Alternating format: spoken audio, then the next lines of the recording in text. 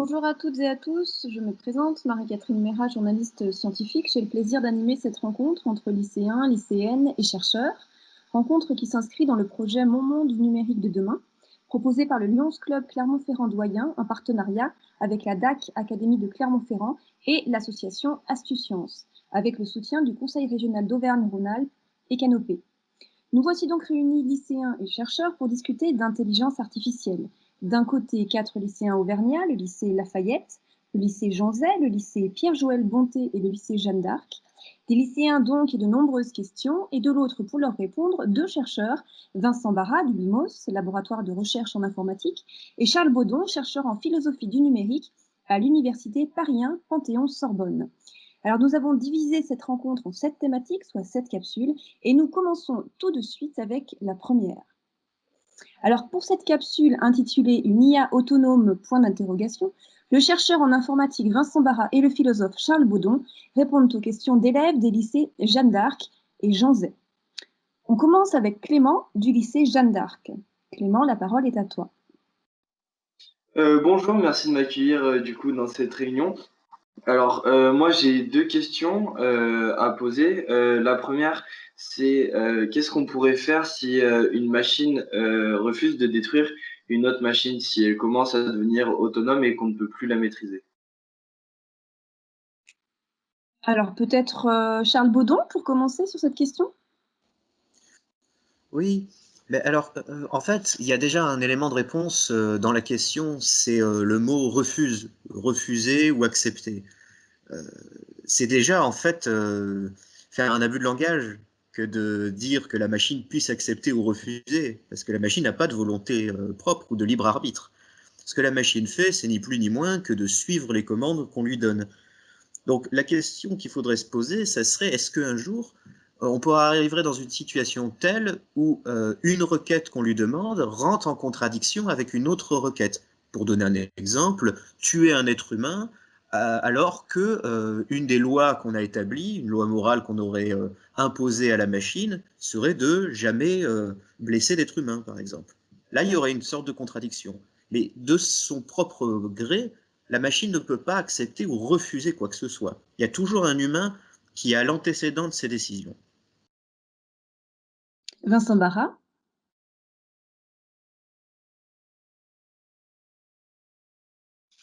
Oui, pour compléter, effectivement, la machine ne fait que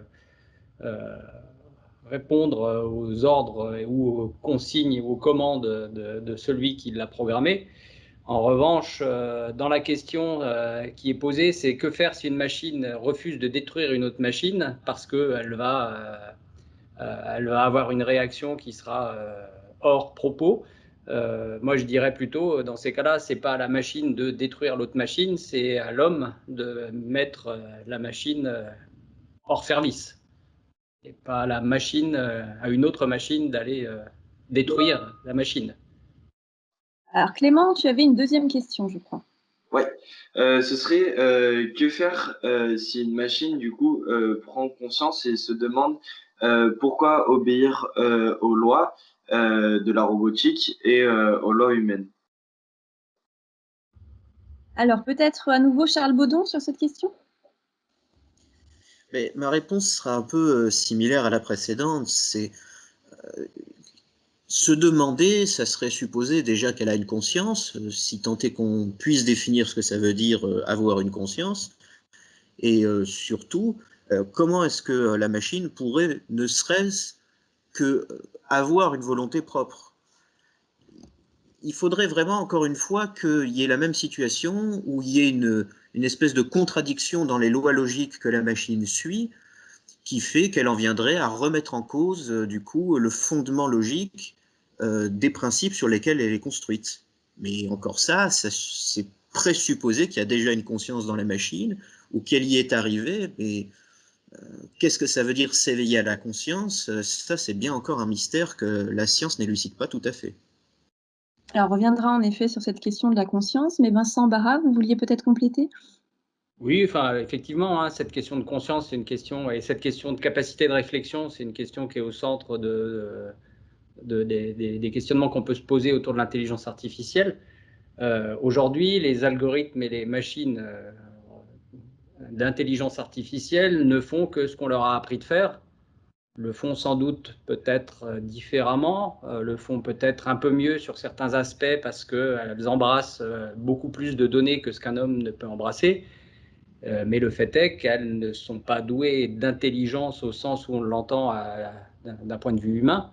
Elles ne font que reproduire ce qu'on leur demande de faire et puis de faire peut-être un tout petit peu plus parce qu'elles maîtrisent beaucoup plus de données que ce que l'homme ne pourra jamais maîtriser. Au lycée Jean Zay, on se pose d'autres questions relatives à l'autonomie de l'IA. Tom, la parole à toi. Oui, bonjour. Est-ce que l'IA pourrait-elle dépasser l'intelligence humaine un jour? Est-ce que l'IA pourra dépasser l'intelligence humaine? Vincent Barra? Alors, comme je l'ai dit dans une précédente capsule, moi, l'intelligence, je ne sais pas trop ce que c'est. L'IA, dans certains domaines, dépasse déjà les résultats qu'un humain peut fournir, soit en termes qualitatifs, c'est-à-dire qu'on a, on a montré sur des problèmes bien précis que le taux de reconnaissance d'un réseau de neurones profonds d'images était supérieur à celui qu'un humain ou celui que des humains pouvaient avoir. Donc qualitatif que quantitatif, c'est-à-dire qu'aujourd'hui un algorithme d'apprentissage va être capable d'ingérer une quantité de données autrement plus importante qu'un humain pourra jamais le faire. Bon, deuxième élément factuel, aujourd'hui on est à, je dirais, si on regarde d'un point de vue très macro, un ordinateur calcule 10 000 fois moins vite qu'un cerveau humain. Enfin, je le fais à grande louche, hein, en supposant que les calculs faits par un cerveau puissent être quantifiés. Et puis, il y a une loi en informatique qui s'appelle la loi de Moore, qui est plus trop valide maintenant, mais bon, peu importe, qui dit que tous les 18 mois, on double la capacité de calcul. Donc, ça, si on réfléchit comme ça veut dire que dans 30 ans, un ordinateur aura la capacité de calcul d'un humain. La question qu'on se pose maintenant, c'est est-ce que calcul veut dire intelligence? Clairement non, parce que je ne suis pas une machine de calcul. J'ai des sentiments, j'ai de l'affect, j'ai des sensations, j'ai un vécu. Donc, pour répondre à la question, il ne me semble pas raisonnable dans un temps à moyen terme qu'une intelligence artificielle puisse être intelligente déjà, et plus intelligente que l'homme dans un deuxième temps. Alors Tom, tu avais d'autres questions. Oui, est-ce que l'IA pourrait devenir tellement complexe que même les humains n'arriveraient plus à savoir ce qui se passe derrière et finir par perdre le contrôle de l'algorithme? Alors la perte de contrôle de l'algorithme. Alors peut-être Vincent Barra, vous pouvez poursuivre? Alors, ce problème-là, c'est le problème de l'explicabilité de ce que produisent les algorithmes, c'est-à-dire finalement de considérer un algorithme d'apprentissage comme une grosse boîte noire où on lui met un truc en entrée, il fait un truc dedans, on ne comprend pas bien vraiment ce qui se passe, il sort un truc qui est plutôt correct, et puis après on lui fait confiance, et puis on lui dit, bah tiens, voilà des données d'entrée, dis-moi ce que ça vaut. C'est le problème de boîte noire de ces gros algorithmes-là. Et ça fait partie des pistes de recherche que beaucoup de laboratoires et d'entreprises publiques d'ailleurs mènent en ce moment, qui tournent autour de l'explicabilité des modèles. De dire bah, finalement, pourquoi est-ce que j'ai cette sortie de l'algorithme quand je lui présente cette entrée? On se rend bien compte aujourd'hui qu'il est temps pour nous de comprendre ce qui se passe vraiment à l'intérieur de ces algorithmes et ne pas juste les utiliser comme des boîtes noires, comme je le disais, parce que derrière, ça pose beaucoup de questions. Alors, ça pose des questions quant à l'amélioration de ces algorithmes. Si j'arrive à ouvrir un peu le capot, j'arriverai à comprendre ce qui se passe et j'arriverai à améliorer encore ce qui se passe. Et puis, dans un registre qui ressemble à ta question, ça permet aussi à la fois de désacraliser ces algorithmes-là, de dire que finalement, ce n'est pas de la magie ce qu'ils font, c'est juste des calculs et je suis capable d'expliquer exactement ce qu'ils font. Et puis, de garder le contrôle sur ce qu'ils font. C'est-à-dire, encore une fois, de dire c'est pas de la magie ce qu'il fait, j'arrive à expliquer, donc j'arrive à contrôler. Donc voilà sur la partie explicabilité ce que je peux raconter. Et Charles Baudouin, sur cette question de la perte de contrôle? Moi, je rejoins tout ce qui a été dit déjà par Vincent Barra. L'intelligence, c'est pas simplement une capacité de calcul, et l'explicabilité, c'est très certainement un des grands enjeux absolument pour ne pas perdre le contrôle, justement, ou plus exactement, pour ne pas perdre la connaissance que pourrait produire l'intelligence artificielle. Et pour ça, le meilleur moyen, c'est de bien répartir les tâches, justement, entre ce que peuvent faire les machines et ce que font les humains. Et à partir de là, on rejoint aussi ce que j'ai dit précédemment dans une autre capsule. Il faut bien faire la distinction entre fonctionner et avoir une intention. Les humains, ils ont tout un vécu psychique, ils ont toute une intelligence, justement, qui n'est pas que de l'ordre du calcul. En revanche, la machine, si on peut parler d'intelligence, et encore, ça n'en est pas une à proprement parler, elle n'est que de l'ordre du calcul et de l'explication logico-grammaticale des questions qu'on lui pose. Donc tout ce qui est de l'ordre de l'émotion, de la sensation, du perçu, du vécu social, etc., elle n'y a pas accès du tout. Alors, juste pour compléter, ça vient de me revenir, on a beaucoup de fantasmes autour de ces algorithmes d'intelligence artificielle et de perte de contrôle et puis de prise de pouvoir par des algorithmes d'intelligence artificielle à la Terminator. Je voudrais juste raconter une petite anecdote de milieu des années 80, donc on ne parlait pas trop d'intelligence artificielle. Hein. Une fusée Ariane explose en plein vol, après une trentaine de secondes de vol.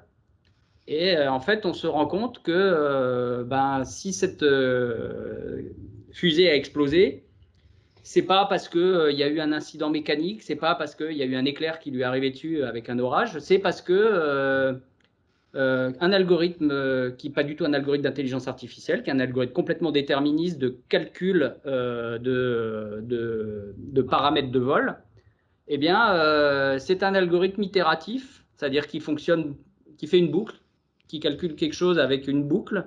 Et puis, à chaque boucle, eh bien, on a perdu un petit peu de précision sur la donnée qu'on voulait. Hein, on a fait 100 000 fois un tour de boucle, et puis au bout de 100 000 fois, on a perdu une précision de 0,01 sur un paramètre. Et ça a fait exploser la fusée. Alors, des exemples comme ça, il y en a plein. Donc, la perte de contrôle, ce n'est pas lié à l'intelligence artificielle, hein, c'est lié d'une manière plus générale, entre autres au numérique, mais à plein d'autres choses. Et alors, certes, ces outils d'intelligence artificielle, ils sont très impressionnants. Certes, ils promettent beaucoup de choses. Certes, voilà, on en fait beaucoup de pubs, on en fait beaucoup de... Et puis, ça rappelle à beaucoup de films de science-fiction. Hein. Finalement, on se rapproche de ce qui existe dans les films de science-fiction. Je parlais de Terminator, on peut en parler de milliers d'autres, enfin de centaines d'autres déjà. Mais voilà, ces dangers-là, ils existaient bien avant. À partir du moment où on commence à mettre du numérique quelque part, on est sujet à des erreurs de troncature, on est sujet à des erreurs de plein de choses qui font qu'on peut arriver à perdre le contrôle d'un missile.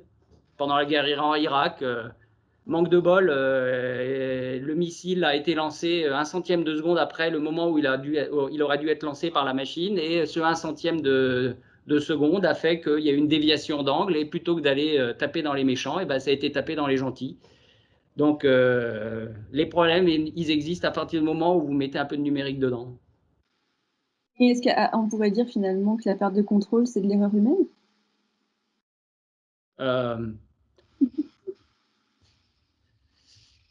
Alors, c'est de l'erreur humaine. Disons que c'est de l'erreur humaine parce qu'il n'y a pas eu de... on a oublié de prendre en compte le fait qu'il y avait des troncatures numériques. On a oublié de prendre en compte qu'il y avait des problèmes liés à l'utilisation des outils qu'on en faisait. Oui, on peut toujours imputer ça à une erreur humaine, oui.